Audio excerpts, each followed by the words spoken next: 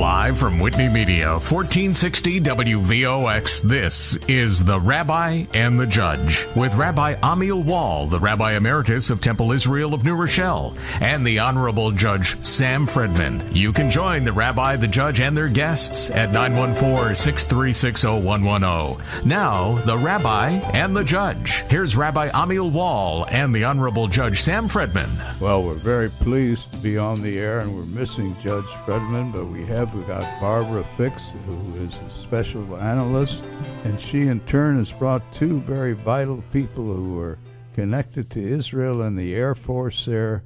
And Barbara, how is it that we have these two guests today, and what do they represent? We are so fortunate, Rabbi Wall. It's been an amazing experience having with me, staying at my home, a very, very well-respected pilot from 1948. His name is Mitchel Flint, and I'm here with his son, Mike Flint. Now, Mike and Mitchel have traveled to Israel. They've done some number of trips, but the most spectacular trip was in 1948 when Israel was declared a state, and the surrounding Arabs did not want Israel to exist as a state. And of course, the surrounding Arab armies were going to attack Israel. And there was a plea for the best of the best pilots who had fought in World War II to please get to Israel as soon as possible and help the fledgling state to survive. Now, the listeners have to understand, at that time in 1948 in Israel had no planes. Israel had been under mandate by the British. And when the British cleared out, they took with them every last piece of equipment that they could. Of course, the Israelis had hidden a few guns somewhere, and there were a few guns around. But you're looking at a country that really was made up of those surviving Holocaust victims. There were people living on kibbutzim, which were farms, and these were not people who were accustomed to fighting in the best way. One country, fortunately, Czechoslovakia, and a few Americans managed to get some planes, I think, via Cuba. But Czechoslovakia was not really allowed to send planes to Israel, and hid parts of planes in boxes and got these parts of planes to Israel, and they had to be assembled. But there were no aeronautical engineers in Israel at the time. They had to trust some young people like somebody, Shalom Yoram, who had been a partisan in the forest, to put these pieces of planes together. And then these pilots who were used to flying exceptional planes, my friend Mitchel Flint had flown in World War II, so he was used to good planes, had to trust that he could fly ththese planes. Mitchel Flint, who happens to be now 92 years old, recalls asking one of these Shalom Yoram, who put this plane together, would you get into a plane like this? You don't even know, you're not a pilot yourself. Would you trust flying in this plane? Shalom Yoram said, I would fly in this plane. And my friend sitting to the right of me, Mitchel Flint, got into the plane and he flew. He was extremely successful. I'm going to actually hand him over to talk to you about this, but absolutely remarkable. And some of these planes, I might add, were pieces of German planes called Messerschmitts that had a swastika on the Messerschmitt. So some of them had damaged wings, and they tried to piece them together to make a whole plane that they could fly. They painted out the swastika, and I think they painted in the Star of David. And flew. But these are really heroes. Now, how many pilots were there? You might ask. There were about 150 pilots from around the world, and 50 of these pilots, a third of these pilots, were not even Jewish, but they just understood the desperation that Israel was in, flying against countries like Egypt with sophisticated Spitfires, with British pilots exceptionally trained, and here this little ragtag band of pilots were there with the best motivation and will in the world. They were going to save this new country called Israel. And what do we hear from the witness and participant to this who's with us for our radio show today. Well, we're hoping a book is being written about the story by an author, Bob Gans. I mean, we have tried to get word to Bob Gans if he can, possibly to call in at some point as soon as possible and add his take on this whole story.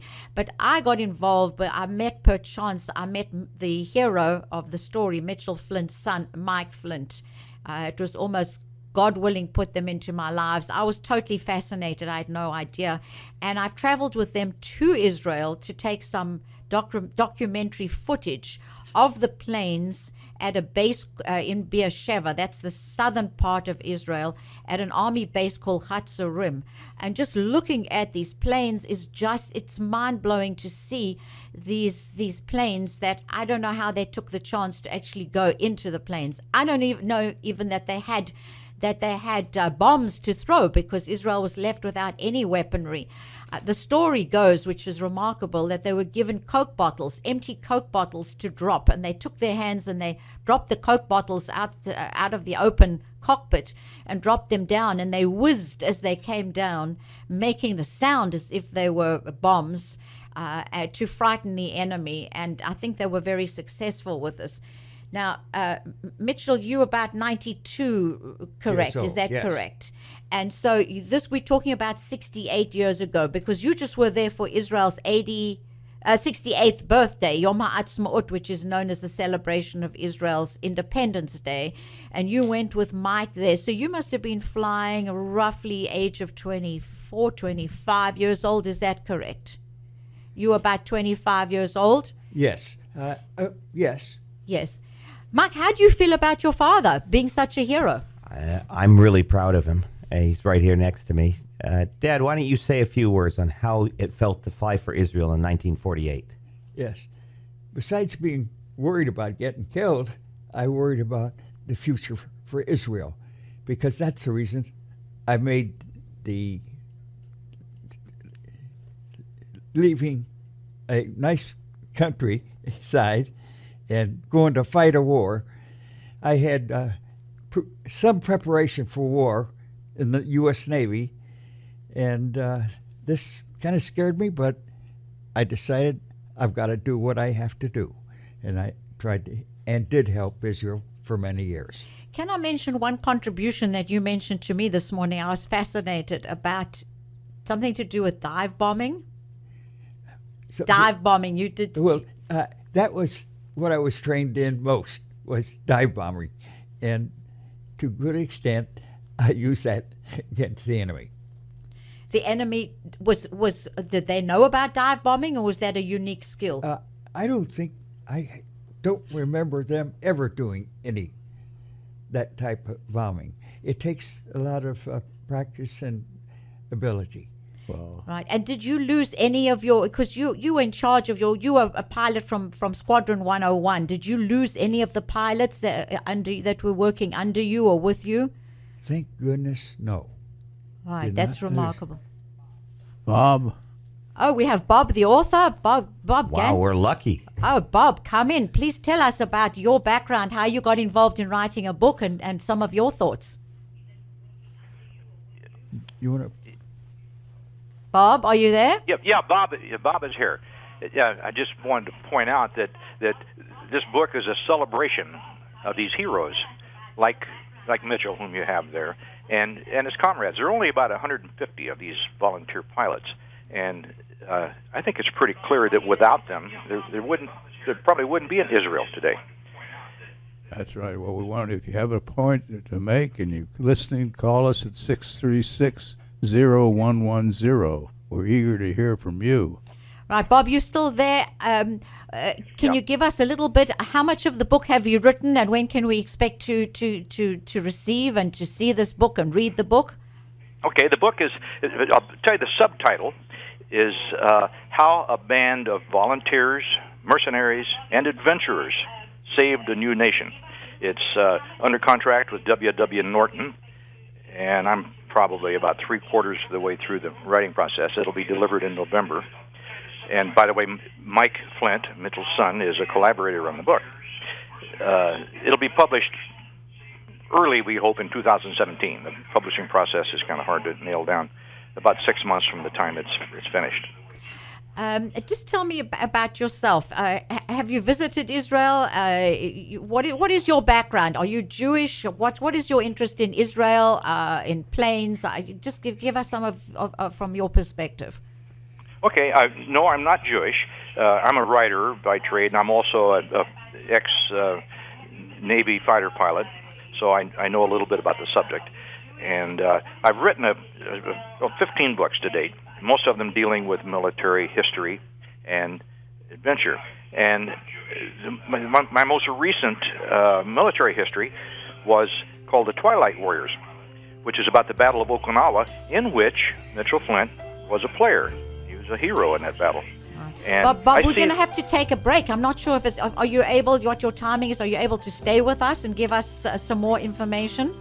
Yeah, I'll hang on here. Thank you so much. We'll take a break, Rabbi Wall.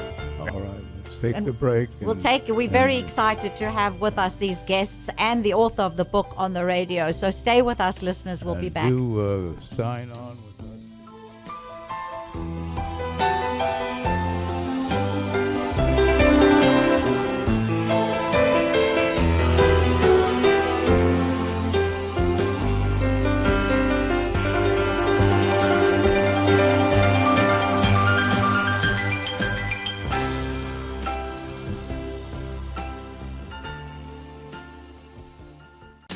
With business news at 20 past the hour, here's the latest update from the Fox Business Network on 1460 WVOX. From the Fox Business Network, stocks are moving into positive territory as investors sit on the sidelines to wait for the Fed Reserve's move next month. A federal appeals court reversing a jury's finding that Bank of America was liable for fraud for its actions before the collapse of the economy back in 2008. The court also wiping out more than a $1.2 billion penalty imposed after the trial. General Electric announcing a slew of investments worth at least $1.4 billion in Saudi Arabia. The move comes as the Persian Gulf Kingdom looks to reduce its oil dependence by further opening up its economy to international businesses. From German drugs to seeds, German pharmaceutical and chemicals giant Bayer making an all-cash offer to acquire Monsanto for $62 billion. The unsolicited proposal, which includes debt, will be the largest foreign takeover by a German company. With the Fox Business Report, I'm Hillary Barsky. It's the Ready to Ride sales event and time to gear up for your ultimate adventure. Whether cruising the open road or taking on trails, Can-Am Spyder ATVs and side-by-sides are engineered to perform and excite. Hurry in by May 31st and save up to $2,500 on select 2015 Can-Am models. Plus, get great financing. Get ready to ride because the fun starts now. Visit Ocean County Power Sports in Toms River or online at oceancountypowersports.com. Subject to credit approval. Restrictions may apply. See dealer for details. For safety and training info, contact the ATV Safety Institute. Take heart, White Plains and Central Westchester. Now that your local radio voice of many years has given up on the local scene and abandoned all local programming, there is still one remaining local voice. Welcome to WVOX and WVOX.com. And nothing can stop it. America's great community radio station. Live and local. For you and yours. No cookie-cutter, piped-in, syndicated, one-size-fits-all corporate programming. There's always something happening at WVOX. I love listening to you. Now Westchester's only independent local community radio station. And we're glad you joined us, White Plains. WVOX. Now back to The Rabbi and the Judge on 1460 WVOX with Rabbi Amiel Wall, the Rabbi Emeritus of Temple Israel of New Rochelle, and the Honorable Judge Sam Fredman. Now, once again, The Rabbi and the Judge on 1460 WVOX. Well, the battles that Israel fought 68 years ago are still going on. Israel has to still defend herself. She is the best ally that America has ever had, and outstanding in the Middle East. It's saving us Americans so much aggravation that Israel is there as a sentry, blocking enemies and standing there ready and willing to fight for America's cause. And we're thrilled that we have heroes here today, and this is our way of celebrating Yom HaAtzmaut, Israel Independence Day. So Barbara, carry on with this interview, and let's do all we can to support this project, which shows such promise to the entire nation to read the story and be stirred by it. Right. Well, it's very stirring to sit here in the studio with one of the pilots who flew to Israel, Mitchel Flint. For those people who are just joining us, Mitchel Flint flew to Israel 68 years ago. There were about 150 pilots. 30 of them were not Jewish who flew to Israel. So a quick recap. And hopefully we still have an author by the name of Bob Gant who had called in just before our break, and we wanted to get his perspective. Bob, are you still with us? Bob is still here. Bob, how wonderful to have you. This is really indeed fascinating that you're writing a book with your background of your aviation background, your interest in history, and the fact that you've written so many well-received books. So you were just in Israel for the first time on Independence Day, Yom Ha'atzmaut. What was your feeling? What was your feeling? Was it an anxious feeling, or was it a happy feeling? What was your feeling being there? No, it was a very happy feeling. And in fact, I had been in Israel about 10 years before researching another book, which happened to be a novel, and it was a contemporary theme. So my interest then was, of course, in the modern warplanes and the modern political situation.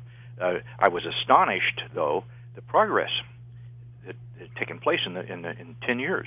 The country is thriving. People, as far as I can tell, are cheerful and mostly prosperous. The landscape has transformed between Tel Aviv and Jerusalem. There are vast areas that used to be desert that are all green now. No, I was very, very highly impressed.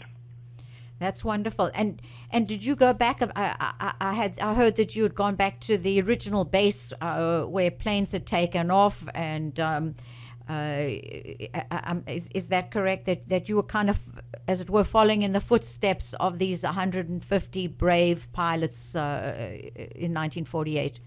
Oh, that's right. It was almost a spooky feeling when we went to the original fighter base called Herzliya, which is just to the north of Tel Aviv. And with me was Mitchell, who hadn't been there for 68 years. And walking that ground, the field hasn't changed all that much. The runway is concrete now instead of dirt, but the same red dirt is on each shoulder.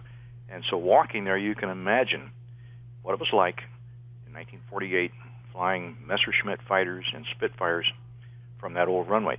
Still there was this old corrugated water tower, which they used as their control tower. And right next to it is the concrete walls of what used to be the operations building. And so knowing the story and standing there, you can almost hear the sounds of these engines and hear the clamor of combat in 1948. It was a wonderful feeling for writing this book. Wow, for an historian, that's really important. And Mike, you were there too, were you not? Yes, I was there, and I wanted to interject. What a pleasure it is to write with Bob Gant. He is a consummate writer, and his depth of knowledge that he has stepped in to preserve this largely unknown piece of history. Most Israelis do not know anything about this history. So Bob was around there and meeting with different people, and he was able to express stories that people were absolutely amazed that they never had heard about. And it's what a pleasure to be working with Bob on a project like this, and he takes it so seriously that he went to Israel to actually go in the steps of these people. And I had never, even with my dad, when we went to Herzliya, the air base over there, that was actually where Moti Alon had barely made it back to the field. And correct me if I'm wrong, Bob, that his plane, we don't know the reason why, but the plane literally blew up right as it was approaching. Oh my God! And Moti Alon, just tell us, he was killed. He was one of the. Moti Alon was one of the first on the first mission. Was the first commanding officer of 101. Right. Bob, you want to add some more on that? Well, yeah. His airplane lost power, stalled, and dove straight into the ground from about 1,000 feet, and there's no good explanation. There's a lot of theories whether it was combat damage or he was incapacitated. but it was a tragic loss because he was by far the greatest national hero of the time. He was had movie star good looks, charismatic character, and just a natural leader. And the whole nation was in mourning, particularly the squadron that he left behind.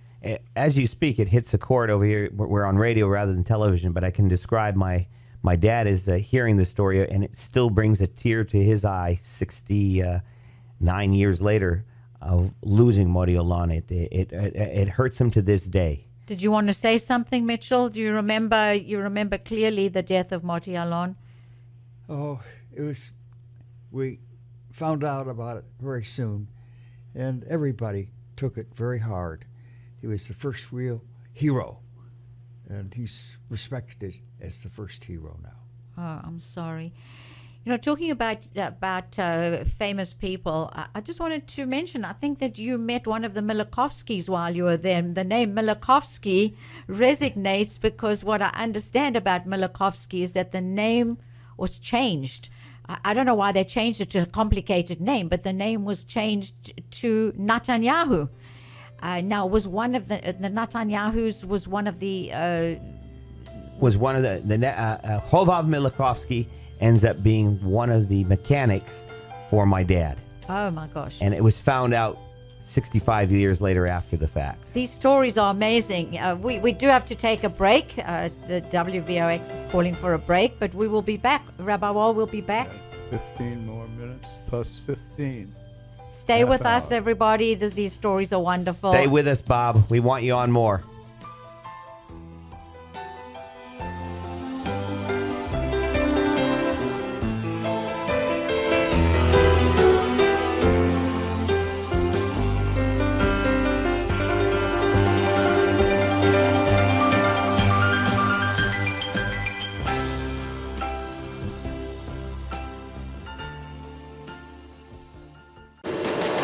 With world and national news, here is the latest update from Fox News Radio on 1460 WVOX. This is a Fox News Alert. I'm Paul Stevens. Police standing by in Baltimore for any signs of violence after another trial associated with the death of Freddie Gray ends with Baltimore officer Edward Nero being acquitted by a judge on all counts. William Porter, his case, the first of the 6 to go to trial. Edward Nero is the second of the 6 Baltimore police officers to face trial. William Porter's trial ended in a hung jury, and most of them, we are told, were ready to acquit. There was maybe one juror who wanted to convict. And so Edward Nero rolled the dice, asked Judge Williams, who we've heard, before he became a judge here, prosecuted for the Justice Department cases of police misconduct around the country. And I believe that Officer Nero and his attorney thought he'd get a fair shake from this judge, and at least as they're concerned, he did. Reporter Bob Barnard with Fox TV affiliate WTTG. This is a Fox News Alert. For over 50 years, Westcop has been making a difference in the lives of individuals, families, and communities here in the Hudson Valley. Programs such as early childhood development, victims assistance, community action, senior and veteran services are critically needed, driving impact to this generation and the next. You can help us in our mission of helping people and changing lives. We encourage you, give locally, give to community, give to Westcop. Log on to westcop.org to learn more about our services or to donate now. Every Monday, Wednesday, and Friday at 5 after 8 in the morning, we invite you to listen to Wartburg Moment, where in 60 seconds you can hear what Wartburg Senior Care can offer. And Wartburg Senior Care offers a great deal. Wartburg Moment is simply a way to briefly tell you what a great difference a community of hope and of healing can make in one's life. Wartburg Moment will bring you information on compassionate senior care, independent living, and integrated senior care services. You will hear in these weekly moments all about Meadowview Assistant Living and, of course, spiritual care. You will learn that senior living at Wartburg in their beautiful landscape grounds is quite wonderful. You'll hear about Wartburg's great care offered at their award-winning nursing home and new rehabilitation center. So listen every Monday, Wednesday, and Friday at 5 after 8 in the morning to Wartburg's Moment and hear what you really need to know about Wartburg Senior Care. It's 60 seconds well worth listening to. Steve Pellettieri's Eye on Weather is brought to you on WVOX by Energy and the Indian Point Energy Center, right for New York. Hi, this is meteorologist Steve Pellettieri. Forecast for Westchester this afternoon. Partial sunshine, some scattered showers, and an isolated thunderstorm. About 70 to 75. Better chance of some scattered showers or thunderstorms tonight. The probability increases to 60%. Then overnight lows in the lower 50s. Some showers in the morning tomorrow. Chance of a shower or thunderstorm in the afternoon. Upper 60s to near 70 on Tuesday. With a warm front going through, clearing skies upper 50s, sunny and mild mid 80s on Wednesday. I'm meteorologist Steve Pellettieri for 1460 WVOX. Rob Anderson is a Navy veteran, a father of 3, and a control room supervisor at the Indian Point Energy Center in Buchanan, New York. I was trained in nuclear safety during my time in the U.S. Navy. Today, I am proud to be part of America's nuclear electric power industry, which has the safest and most thoroughly regulated and tested plants in the world. Indian Point has been generating clean, price-stable power safely for over 40 years. We've invested over $1 billion in recent years on upgrades that strengthen our safety and security. There are layers upon layers of security throughout Indian Point, and our safety systems have backups to the backups. Nearly 1,000 people like Rob work at Indian Point, and safety is their single most important mission. Learn more about the plant that safely generates about 25% of the power used in the city and Westchester each year at rightfornewyork.com. Bob Marone in the morning, Fred Dicker in the afternoon, and so much more in between. We're the station where so many different voices are heard every day. 1460 WVOX.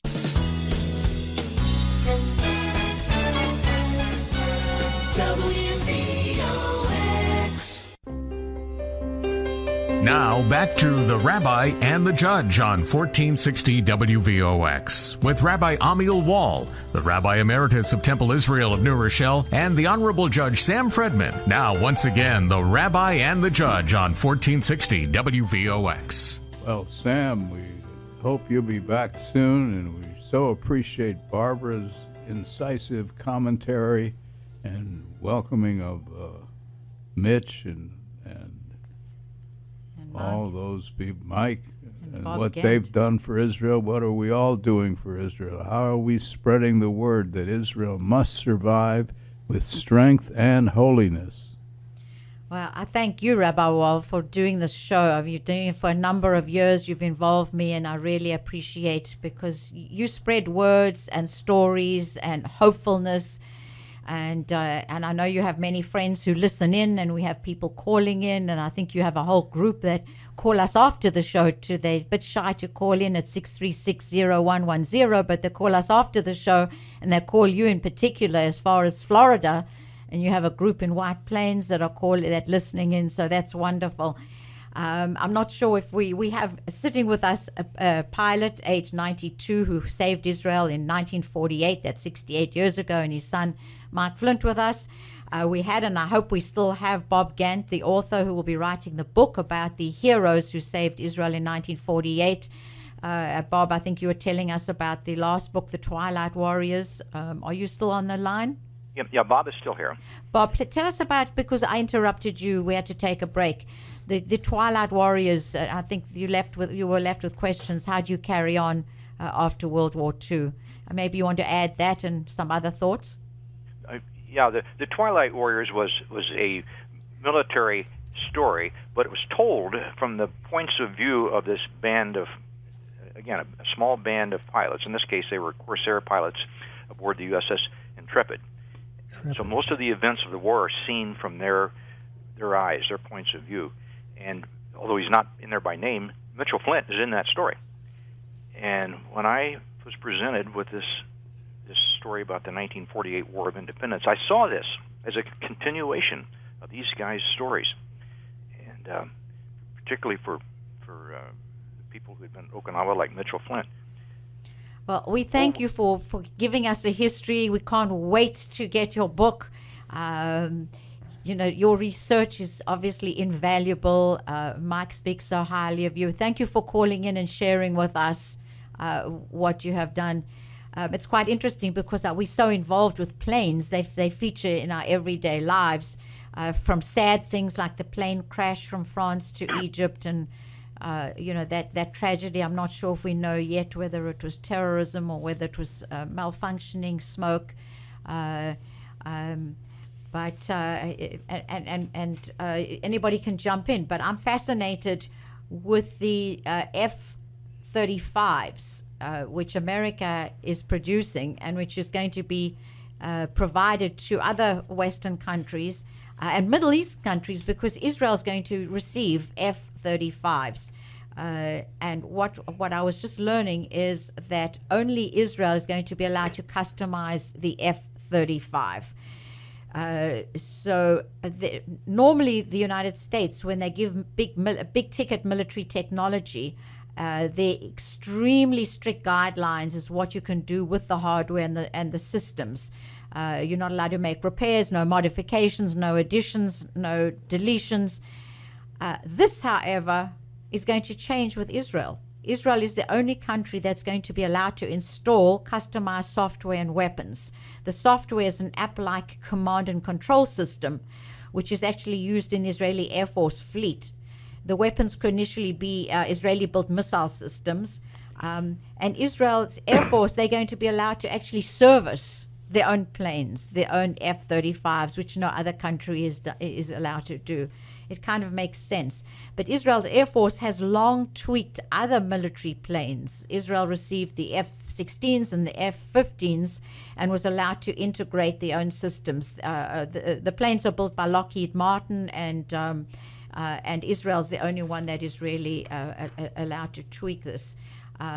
I think maybe, and I'm just going to guess, that this might serve America well, because I think what Israel develops is often purchased by America to update and upgrade American planes. Mike, you wanted to jump in and say something? Just to transit, Barbara, and I don't mean to interrupt because we still have Bob on the line, but interesting that you brought up that only Israel is the country that's being allowed to modify the F-35, but its history, and with Bob on, they have always been modifying planes since the very start of their Israeli Air Force. The very first planes they got were Messerschmitts, were arguably the greatest plane, one of the greatest planes of World War II, but the ones they had were pieces of, you can fill in the blank there, and Israel had to modify those planes to actually work. They had the fuselage was basically the Messerschmitt, but the engine was a Czech engine.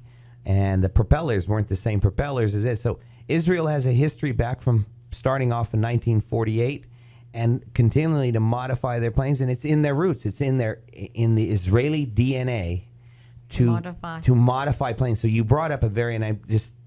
It's actually interesting because I was discussing with one of Rabbi Wall's friends yesterday, Bob. I'm just blanking on his last name, Rabbi Wall, and he was talking about he was a lawyer for the Israel Aircraft Industries.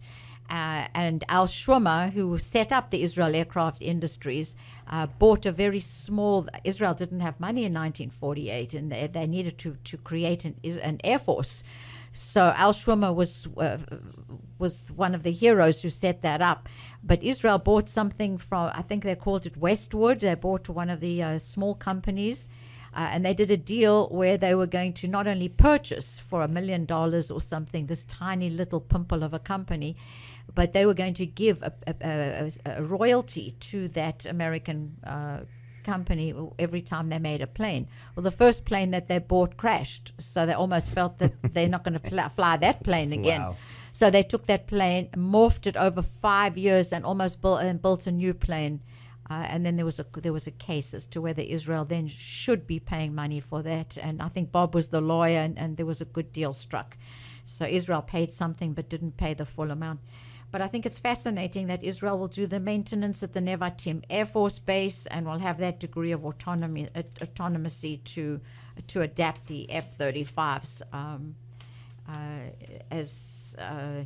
I think they're going to be adapting them. It's probably take about a year. That's what I'm understanding. So the F-35s will arrive in Israel in December of this year and will be fairly altered by 12 months in order to protect Israel. So we want to discuss anything else? Anything on aviation for now? Any other comments, Mitchell, you'd like to make, Mike? Bob, are you still with us? Yeah, Bob is still here. Bob, you have any other thoughts? We were tying in the the past with the future and the F-35, and Bob being a fighter pilot and a Navy pilot. What are your thoughts about the F-35? Just to interject, off from the project that you're on this book, what do you think about Israel getting the F-35 and probably being the only country to be allowed to modify it? Well, that's not unique to the F-35. They as you've already mentioned, they had the same condition with the F-16. Basically, they just bought the airframes from Lockheed Martin, and they were allowed to install all their own missilery and weapon systems. And they'll do the same thing with the F-35, which, by the way, is a very controversial airplane. I'm not sure how it's viewed in Israel, but there's still not just the expense of the airplane, but whether or not it's really capable of the mission that it's been assigned. But in the case of Israel, the mission is very specific. We know what it is, and for that reason, they want to modify the airplane for that particular role in warfare. Thank you so much for your comments, and we can't wait for your book. Thank you for staying with us, Bob. I know you're a busy man. We don't want to keep you away from writing, so thank you so much. I think we're going to take a break, Rabbi Wall, and let's come and discuss some other items that have been in the news. Very good.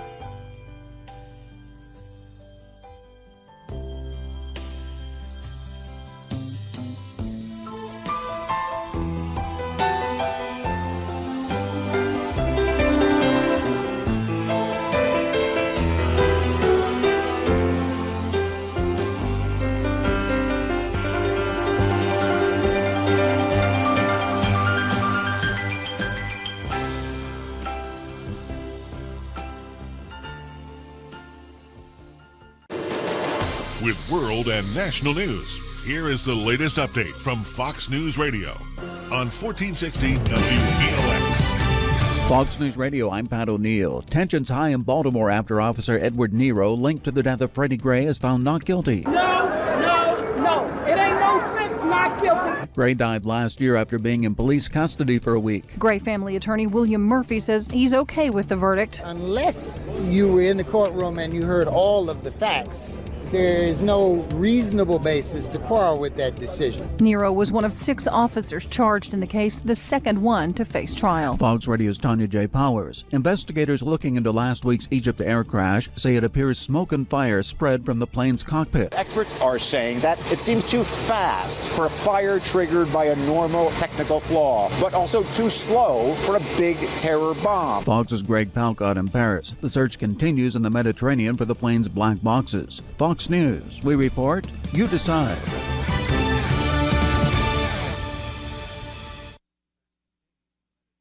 Today, my new dad threw a barbecue. Today, my new son and I threw a barbecue. There were burgers and chicken. I burnt everything. The burgers, the chicken, the salad. They were delicious. They were awful. And then we had watermelon. I'm allergic to watermelon. And then we played catch. I broke Mr. Lewis's window, Mrs. Wakeham's window, Mrs. Wakeham's windshield, and then somehow my hand. My hand! And then my dad even let me drive his car. The hospital's on the right! It was a rough day. It was a great day. You don't have to be perfect to be a perfect parent. Thousands of kids in foster care will take you just as you are. For more information on how you can adopt, visit adoptuskids.org. A public service announcement from the U.S. Department of Health and Human Services, Adopt U.S. Kids, and the Ad Council. Women, do you want to lose 25 pounds in only 8 to 12 weeks? Are you frustrated with trying diet after diet and the emotional roller coaster of being overweight? Then listen to this. Hi, I'm Jackie Justice, Nutrition Director and Weight Loss Resistance Specialist at Near Health and Wellness in Harrison. Maybe you're trying to lose weight the same way you did when you were in your 20s and 30s, but it's not working. That's because as we age, our hormones become imbalanced. The good news is we can fix that, and I'm here today to tell you about our Balance 3H Plus program. Here's how it works. There are hormones in your body that make you eat more and gain fat. These hormones include leptin, a hormone that signals your brain when you're full, ghrelin, a hormone that makes you hungry and crave sweets, and cortisol combined with thyroid hormones, which dictates whether your food is burned as energy or stored as fat. Fortunately, fixing these hormones is what Dr. Arthur Davidson, medical director and weight loss specialist at Near Health and Wellness, does. Let Dr. Davidson fix the underlying problem of hormone imbalance, which is why you can't lose weight or keep it off. So ladies, call now and mention the promo code RADIO for a 10% discount and your free medical weight loss evaluation. Call 914-703-4811 or go to nyhealthandwellness.com to learn how to balance your hormones and control and maintain your weight. Again, mention promo code RADIO and call 914-703-4811 today for your free medical consultation. Geographer Claudius Ptolemy over 18 centuries ago assured us that the earth was flat, leaving us to decide whether we take what we're told as truth or challenge these maps and find our own truth. This is at the core of what your host, Luis Quiroz, presents every Monday night on Q's Justice Unplugged. The show takes on the issues analyzing intentionality, a history untold, and how bad maps and misguided truths silence too many voices. Q's Justice Unplugged does not hold back. It exposes bad maps through narratives and your experiences. Listen and call in Mondays from 6 to 7 on WVOX. Hometown radio for you and yours. The one and only one. 1460 WVOX. WVOX. Now back to the Rabbi and the Judge on 1460 WVOX with Rabbi Amiel Wall, the Rabbi Emeritus of Temple Israel of New Rochelle, and the Honorable Judge Sam Fredman. Now, once again, the Rabbi and the Judge on 1460 WVOX. Oh, we're looking forward to the return of Judge Fredman, and we're so happy that Barbara Fix is able to help us with analysis and deep concern. And we all know that with Israel as a central figure, we can't just stand by and we can't just praise the past. We have to be ready and active and trying all of our hardest that we can to make sure that Israel retains its lead in the battle of words, of which this broadcast is part. And people, activists who care deeply about Israel on their own expense, continue to travel to Washington, urging President Obama to veto the unfair UN resolutions that are promised so hard. And we know that those who want to be active for Israel, that they can do so by writing letters to their papers, by taking trips to Israel, by acquainting church groups and others. 40 million Americans are pledged to Israel. And I know, Barbara, that you are getting ready once again to go to Israel, which will be your third or fourth trip this year, so your analysis are always fresh. Can you tell us something about the trip you're envisioning? Well, Rabbi, I always like to get other people's perspectives and meet as many people as I can who are protecting that sacred holy land. It's holy, as we know. It's holy to Jews, it's holy to Christians, and it's holy to Muslims. So it's almost like Israel is the center of the world. It's a tiny little country. Just to give our listeners the idea, you can take 19 pieces of land the size of Israel and fit them into one California. Yes, Israel is 1/19 the size of California. That's how tiny it is. You could travel around Israel in a day. We don't do that because there's too much to see, of course, and the sites are just unbelievable, depending whether it's Old Testament, New Testament, whatever it is, the old city or modern Tel Aviv, which is exquisite. Beautiful hotels on the beach, the boardwalk, wonderful ocean, restaurants on the beach. So, but I go there, when I go to Israel, I'm going to speak to many people. I go and speak to an organization. I traveled with Shurat Adin 6 months ago, lawyers who try to fight terrorism through using the law, legal means, to shut down any sort of funding of terrorism, anything that funds Hezbollah, anything that funds Hamas, anything that funds al-Nusra, Daesh, whatever you call it, all these ISIS terrorist organizations.